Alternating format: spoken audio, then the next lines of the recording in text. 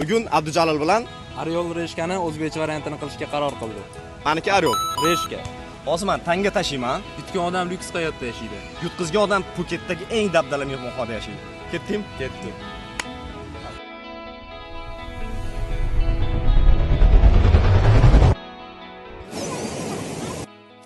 Yutgan kishiga 2 kunlik byudjet $1000 dan oshmasligi kerak edi. Kartada $5000 bor edi. Yutqizganga 2 kunga $100 miqdorda limit belgilandi. Abdujalil $100 ni Tailand batiga maydalab oldi. Xullas men Club Travel'da hamma lyuks mehmonxonalarni yoddan biladigan xodimimiz Shagdamga aloqaga chiqib, Pxuketdagi eng zo'r mehmonxonani menga bron qilib berishini so'radim. Va u menga Pxuketdagi eng zo'r mehmonxonani topib berdi. Bu Sinai Luxury 5 yulduzli mehmonxonasi edi. Nima uchun eng lyuks deysizmi? Chunki bu mehmonxonada 64 ta nomer bor va 64 ta basseyn bor. Bu yerda menga 2 kecha turish nonushtasi bilan $1000 ga tushdi. Bu yerda Ipak yo'li yoki Capital Bank Visa kartasini reklamasi bo'lishi mumkin edi, lekin sponsorim Club Travel tur agentligi. Bu mehmonxona meni juda ham iliq kutib oldi. Xonamgacha bagida olib borib qo'ydi. Menga 2 kishilik studio pool villa xonasini berishdi. Mehmonxonaning lyuks dizayni va interyeri meni hayratga soldi. Mehmonxonaning ham jungli o'rmonida va dengiz bo'yida joylashganiga besh ketdim. Qayergadir baggi chaqirish uchun xonangizga ovqat zakaz berish, spaga yozilish, suzish uchun qayiq yoki sayr uchun velosiped zakaz qilish uchun resepsiyonga telefon qilish shart emas. Mehmonxonaning Apple Store va Play Marketda o'zining shaxsiy ilovasi bor. Uni skan qilib yuklab olasiz va joyingizda yotib xohlagancha xizmatni buyurtma bersangiz bo'ladi. Men ertasi kuni $40 ga premium nonushta zakaz qildim va tongni musiqa ostida shunaqa kutib oldim. Siz bu mehmonxonani bitta ko'ring. O'ylaymanki, u sizga juda ham yoqadi.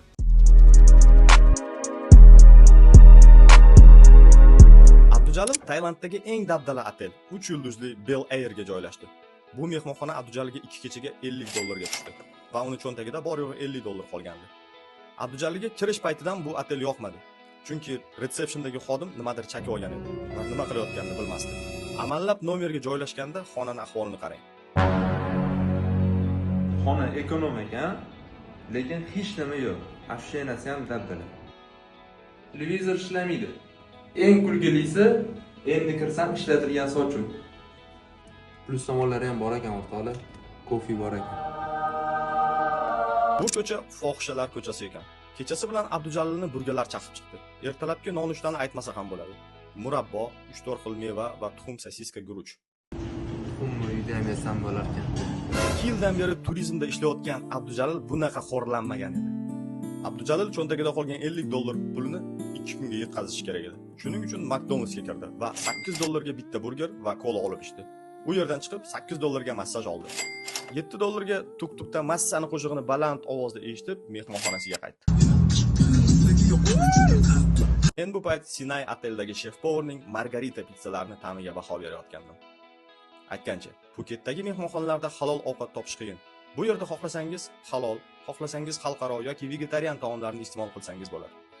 Xullas, Abdujalilni sabri chidamasdan menga ertasi kuni telefon qilib, "Men yashayotgan otelga kelsam bo'ladimi?" deb so'radi. Chunki uning $26 qolgandi. Men rozi bo'ldim va Grab ilovasida taksi zakaz qilib, men yashayotgan mehmonxonaga $26 ga yetib keldi. Men otelga qo'shimcha $200 to'lab, xonaga Abdujalilni qo'shtirdim. Va unga ham $40 lik premium nonushta zakaz qildim. Abdujalil professional menejer va yaxshi inson. Shuning uchun u bundan ham zo'r mehmonxonalarda yashashga arziydi.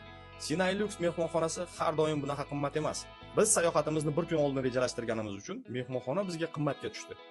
Biz bu kontent orqali Pxuketda lyuks mehmonxona bilan ekonom mehmonxonalarning farqini, servis nima ekanligini ko'rsatishga harakat qildik. Siz esa ha deb ishlayvermasdan dam ham olib turing.